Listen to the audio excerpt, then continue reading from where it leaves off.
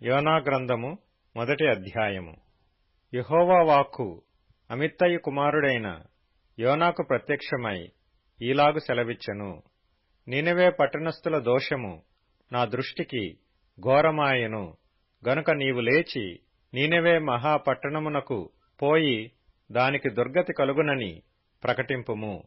అయితే యెహోవా సన్నిధిలో నుండి తర్షీషు పట్టణమునకు పారిపోవలనని యోనా యొప్పేకు పోయి తర్షీషునకు పోవు ఒక ఓడను చూచి ప్రయాణమునకు కేవు ఇచ్చి యెహోవా సన్నిధిలో నిలువక ఓడవారితో కూడి తర్షీషునకు పోవుటకు ఓడ ఎక్కెను.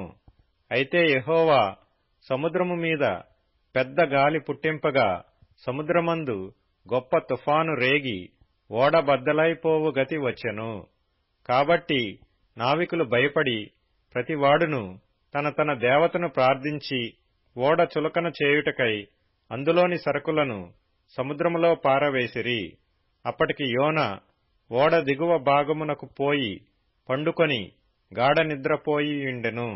అప్పుడు ఓడ నాయకుడు అతని యొద్దకు వచ్చి, ఓయీ నిద్రబోతా, నీకేమి వచ్చినది? లేచి నీ దేవుని ప్రార్థించుము, మనము చావకుండా ఆ దేవుడు మన యందు కనికరించునేమో అనెను. అంతలో ఓడవారు, ఎవనిని బట్టి ఇంత కీడు మనకు సంభవించినది తెలియుటకై మనము చీట్లు వేతము రండని ఒకరితో ఒకరు చెప్పుకొని చీట్లు వేయగా చీటి యోనా మీదికి వచ్చెను. కాబట్టి వారు అతని చూచి, ఎవరిని బట్టి ఈ కీడు మాకు సంభవించెనో, నీ వ్యాపారమేమిటో, నీవెక్కడ నుండి వచ్చితివో, నీ దేశమేదో, నీ జనమేదో, ఈ సంగతి ఎంతయు మాకు తెలియజేయమనగా అతడు వారితో ఇట్లనెను, నేను హెబ్రీయుడను, సముద్రమునకును భూమికిని సృష్టికర్తయై ఆకాశమందుండు దేవుడయ్యున్న యెహోవాయందు నేను భయభక్తులు గలవాడనయ్యున్నాను. తాను యెహోవా సన్నిధిలో నుండి పారిపోవుచున్నట్టు అతడు ఆ మనుష్యులకు తెలియజేసియుండెను గనుక వారా సంగతి తెలుసుకొని మరింత భయపడి, నీవు చేసిన పని ఏమని అతన్ని నడిగిరి. అప్పుడు వారు, సముద్రము పొంగుచున్నది, తుఫాను అధికమవుచున్నది, సముద్రము మా మీదికి రాకుండా నిమ్మళించున్నట్లు మేము నీకేమి చేయవలనని అతని నడుగగా, యోనా, నన్ను బట్టియే ఈ గొప్ప తుఫాను మీ మీదికి వచ్చినని నాకు తెలిసియున్నది. నన్ను ఎత్తి సముద్రములో పడవేయుడి, అప్పుడు సముద్రము మీ మీదికి రాకుండా నిమ్మళించునని అతడు వారితో చెప్పినను, వారు ఓడను దరికి తెచ్చుటకు తెడ్లను బహుబలముగా వేసిరి గాని గాలి తమకు ఎదురై తుఫాను బలము చేత సముద్రము పొంగియుండుట వలన వారి ప్రయత్నము వ్యర్థమాయెను. కాబట్టి వారు, యెహోవా, నీ చిత్త ప్రకారముగా నీవే దీని చేసితివి, ఈ మనుష్యుని బట్టి మమ్మును లయము చేయకుందువుగాక, నిర్దోషిని చంపితిరన్న నేరము మా మీద మోపకుందువుగాక అని యెహోవాకు మనవి చేసుకుని యోనాను ఎత్తి సముద్రములో పడవేసిరి. పడవేయగానే సముద్రము పొంగకుండా ఆగెను. ఇది చూడగా ఆ మనుష్యులు యెహోవాకు మిగుల భయపడి ఆయనకు బలి అర్పించి మ్రొక్కుబళ్లు చేసిరి. గొప్ప మత్స్యము ఒకటి యోనాను మృంగవలెనని యెహోవా నియమించియుండగా యోనా 3 దినములు ఆ మత్స్యము యొక్క కడుపులో నుండెను. యోనా గ్రంథము 2వ అధ్యాయము. ఆ మత్స్యము కడుపులో నుండి యోనా యెహోవాను ఈలాగున ప్రార్థించెను. నేను ఉపద్రవములో ఉండి యెహోవాకు మనవి చేయగా ఆయన నాకు ప్రత్యుత్తరమిచ్చెను. పాతాళ గర్భములో నుండి నేను కేకలు వేయగా నీవు నా ప్రార్థనను అంగీకరించియున్నావు. నీవు నన్ను అగాధమైన సముద్ర గర్భములో పడవేసియున్నావు. ప్రవాహములు నన్ను చుట్టుకొనియున్నవి, నీ తరంగములును నీ కరుళ్ళును నన్ను కప్పియున్నవి. నీ సన్నిధిలో నుండి నేను వెలివేయబడినను నీ పరిశుద్ధాలయము తట్టు మరలా చూచెదననుకొంటిని. ప్రాణాంతము వచ్చునంతగా జలములు నన్ను చుట్టుకొనియున్నవి, సముద్రాగాధము నన్ను ఆవరించియున్నది, సముద్రపు నాచు నా తలకు చుట్టుకొనియున్నది. నేను మరెన్నటికిని ఎక్కి రాకుండా భూమి గడియలు వేయబడియున్నవి. పర్వతముల పునాదుల లోనికి నేను దిగియున్నాను. నా దేవా యెహోవా, నీవు నా ప్రాణము కోపములో నుండి పైకి రప్పించియున్నావు. కోపములో నుండి నా ప్రాణము నాలో మూర్ఛిల్లగా నేను యెహోవాను జ్ఞాపకము చేసుకొంటిని. నీ పరిశుద్ధాలయములోనికి నీ యొద్దకు నా మనవి వచ్చెను. అసత్యమైన వ్యర్థ దేవతల యందు లక్ష్యముంచువారు తమ కృపాధారమును విసర్జింతురు. కృతజ్ఞతాస్తుతులు చెల్లించి నేను నీకు బలులనర్పింతును. నేను మ్రొక్కుకొనిన మ్రొక్కుబళ్లను చెల్లింపక మానను. యెహోవా యొద్దనే రక్షణ దొరుకును అని ప్రార్థించెను. అంతలో యెహోవా మత్స్యమునకు ఆజ్ఞ ఇయ్యగా అది యోనాను నేలమీద కక్కివేసెను. యోనా గ్రంథము 3వ అధ్యాయము. అంతట యెహోవా వాక్కు రెండవ మారు యోనాకు ప్రత్యక్షమై సెలవిచ్చినదేమనగా, నీవు లేచి నీనెవే మహాపురమునకు పోయి నేను నీకు తెలియజేయు సమాచారము దానికి ప్రకటన చేయుము. కాబట్టి యోనా లేచి యెహోవా సెలవిచ్చిన ఆజ్ఞ ప్రకారము నీనెవే పట్టణమునకు పోయెను. నీనెవే పట్టణము దేవుని దృష్టికి గొప్పదై 3 దినముల ప్రయాణమంత పరిమాణము గల పట్టణము. యోనా ఆ పట్టణములో 1 దినము ప్రయాణమంత దూరము సంచరించుచు ఇక 40 దినములకు నీనెవే పట్టణము నాశనమగునని ప్రకటన చేయగా, నీనెవే పట్టణపు వారు దేవునియందు విశ్వాసముంచి ఉపవాస దినము చాటించి గనులేమి అల్పులేమి అందరునూ గోనెపట్ట కట్టుకొనిరి. ఆ సంగతి నీనెవే రాజునకు వినబడినప్పుడు అతడును తన సింహాసనము మీద నుండి దిగి తన రాజవస్త్రములు తీసివేసి గోనెపట్ట కట్టుకొని బూడిదలో కూర్చుండెను. మరియు రాజైన తానును ఆయన మంత్రులను ఆజ్ఞ ఇయ్యగా, ఒకవేళ దేవుడు మనస్సు త్రిప్పుకొని పశ్చాత్తాప్తుడై మనము లయము కాకుండా తన కోపాగ్ని చల్లార్చుకొనును గనుక మనుష్యులు ఏదియూ పుచ్చుకొనకూడదు. పశువులుగాని ఎద్దులుగాని గొర్రెలుగాని మేత మేయకూడదు, నీళ్లు త్రాగకూడదు. మనుషులందరూ తమ దుర్మార్గములను విడిచి తాము చేయు బలాత్కారమును మానివేయవలెను. మనుషులేమి పశువులేమి సమస్తమును గోనెపట్ట కట్టుకొనవలెను. జనులు మనఃపూర్వకముగా దేవుని వేడుకొనవలెను అని దూతలు నీనెవే పట్టణములో చాటించి ప్రకటన చేసిరి. ఈ నీనెవే వారు తమ చెడు నడతలను మానుకొనగా వారు చేయుచున్న క్రియలను దేవుడు చూచి పశ్చాత్తప్తుడై వారికి చేయుదునని తాను మాట ఇచ్చిన కీడు చేయక మానెను. యోనా గ్రంథము 4వ అధ్యాయము. యోనా దీన్ని చూచి బహు చింతాక్రాంతుడై కోపగించుకొని, యెహోవా, నేను నా దేశమందుండగా ఇట్లు జరుగునని నేననుకొంటిని గదా.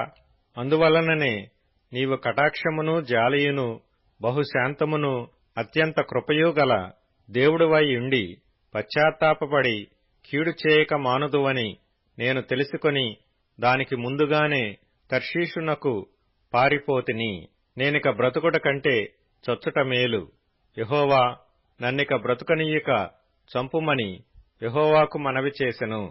అందుకు యెహోవా, నీవు కోపించుట న్యాయమా అని అడిగెను. అప్పుడు యోనా ఆ పట్టణంలో నుండి పోయి దాని తూర్పు తట్టున బస చేసి అచ్చట పందిలి ఒకటి వేసుకొని పట్టణమునకు ఏమి సంభవించునో చూచెదనని ఆ నీడను కూర్చుండి ఉండగా, దేవుడైన యెహోవా సొరచెట్టొకటి ఏర్పరచి అతనికి కలిగిన శ్రమ పోగొట్టుటకై అది పెరిగి యోనా తలకు పైగా నీడ ఇచ్చునట్లు చేసెను. ఆ సొరచెట్టును చూచి యోనా బహు సంతోషించెను. మరుసటి ఉదయమందు దేవుడు ఒక పురుగును ఏర్పరచగా అది ఆ చెట్టును తొలిచినందున చెట్టు వాడిపోయెను. మరియు ఎండ కాయగా దేవుడు వేడిమిగల తూర్పుగాలిని రప్పించెను. యోనా తలకు ఎండదెబ్బ తగలగా అతడు సొమ్మసిల్లి బ్రతుకుట కంటే చచ్చుట నాకు మేలనుకొనెను. అప్పుడు దేవుడు, ఈ సొరచెట్టును గురించి నీవు కోపించట న్యాయమా అని యోనాను అడుగగా, యోనా, ప్రాణము పోవునంతగా కోపించుట న్యాయమే అనెను. అందుకు యెహోవా, నీవు కష్టపడకుండను పెంచకుండను ఒక రాత్రిలోనే పుట్టి పెరిగి ఒక రాత్రిలోగానే వాడిపోయిన ఈ సొరచెట్టు విషయములో నీవు విచారపడుచున్నావే. అయితే 120,000 కంటే ఎక్కువై కుడి ఎడమలు ఎరుగని జనమును బహు పశువులను గల నీనెవే మహాపురము విషయములో నేను విచారపడవద్దా అని యోనాతో సెలవిచ్చెను. కీర్తనల గ్రంథం 145వ కీర్తన. రాజువైన నా దేవా, నిన్ను ఘనపరచెదను, నీ నామమును నిత్యము సన్నుతించెదను. అనుదినము నేను నిన్ను స్తుతించెదను, నిత్యము నీ నామమును స్తుతించెదను. యెహోవా మహాత్మ్యము గలవాడు, ఆయన అధిక స్తోత్రము నొందతగినవాడు. ఆయన మహాత్మ్యము గ్రహింప శక్యము కానిది. ఒక తరము వారు మరియొక తరము వారి ఎదుట నీ క్రియలను కొనియాడుదురు, నీ పరాక్రమ క్రియలను తెలియజేయుదురు. మహోన్నతమైన నీ ప్రభావ మహిమను, నీ ఆశ్చర్య కార్యములను నేను ధ్యానించెదను. నీ భీకర కార్యముల విక్రమమును మనుష్యులు వివరించెదరు. నేను నీ మహాత్మ్యమును వర్ణించెదను, నీ మహాదయాళత్వమును గూర్చిన కీర్తన వారు ప్రకటించెదరు. నీ నీతిని గూర్చి వారు గానము చేసెదరు. సామెతల గ్రంథం 31వ అధ్యాయము. ద్రాక్షారసము త్రాగుట రాజులకు తగదు, లెమూయేలు అది రాజులకు తగదు. మద్యపానాసక్తి అధికారులకు తగదు, త్రాగిన ఎడల వారు కట్టడలను మరుతురు. దీనులకందరికి అన్యాయము చేయుదురు. ప్రాణము పోచున్నవానికి మద్యము నీయుడి, మనోవ్యాకులము గలవారికి ద్రాక్షారసము నీయుడి. వారు త్రాగి తమ పేదరికము మరుతురు, తమ శ్రమను ఇక తలంచకుందురు. ప్రకటన గ్రంథము 12వ అధ్యాయము. అప్పుడు పరలోకమందు ఒక గొప్ప సూచన కనబడెను. అదేదనగా, సూర్యుని ధరించుకొనిన ఒక స్త్రీ, ఆమె పాదముల క్రింద చంద్రుడును, శిరస్సు మీద 12 నక్షత్రముల కిరీటమును ఉండెను. ఆమె గర్భిణి అయి ప్రసవ వేదన పడుచు ఆ నొప్పులకు కేకలు వేయుచుండెను. అంతటా పరలోకమందు ఇంకొక సూచన కనబడెను. ఇదిగో, ఎర్రని మహాఘట సర్పము, దానికి 7 తలలును 10 కొమ్ములను ఉండెను. దాని తలల మీద 7 కిరీటములు ఉండెను. దాని తోక ఆకాశ నక్షత్రములలో 3వ భాగము నీడ్చి వాటిని భూమి మీద పడవేసెను. కననయ్యున్న ఆ స్త్రీ కనగానే ఆమె శిశువును మింగివేయవలెనని ఆ ఘటసర్పము స్త్రీ ఎదుట నిలుచుండెను. సమస్త జనములను ఇనుపదండముతో ఏలనయ్యున్న ఒక మగ శిశువును ఆమె కనగా, ఆమె శిశువు దేవుని యొద్దకును ఆయన సింహాసనమునొద్దకును కొనిపోబడెను. ఆ స్త్రీ అరణ్యమునకు పారిపోయెను. అచ్చట వారు 1260 దినములు ఆమెను పోషింపవలెనని దేవుడామెకు ఒక స్థలము సిద్ధపరచియుంచెను. అంతట పరలోకమందు యుద్ధము జరిగెను. మిఖాయేలును అతని దూతలను ఆ ఘటసర్పముతో యుద్ధము చేయవలెనని ఉండగా, ఆ ఘటసర్పమును దాని దూతలను యుద్ధము చేసిరి గాని గెలవలేకపోయిరి. గనుక పరలోకమందు వారికిక స్థలము లేకపోయెను. కాగా సర్వలోకమును మోసపుచ్చుచు అపవాది అనియు సాతాననియు పేరుగల ఆది సర్పమైన ఆ మహాఘటసర్పము పడద్రోయబడెను. అది భూమి మీద పడద్రోయబడెను. దాని దూతలు దానితో కూడా పడద్రోయబడిరి. మరియు ఒక గొప్ప స్వరము పరలోకమందు ఇలాగు చెప్పుట వింటిని, రాత్రింబగళ్ళు మన దేవుని ఎదుట మన సహోదరుల మీద నేరము మోపువాడైన అపవాది పడద్రోయబడియున్నాడు గనుక ఇప్పుడు రక్షణయు శక్తియు రాజ్యమును మన దేవుని వాయెను. ఇప్పుడు అధికారము ఆయన క్రీస్తుదాయెను. వారు గొర్రెపిల్ల రక్తమును బట్టియు తామిచ్చిన సాక్ష్యమును బట్టియు వానిని జయించుచున్నారు గాని మరణము వరకు తమ ప్రాణములను ప్రేమించిన వారు కారు.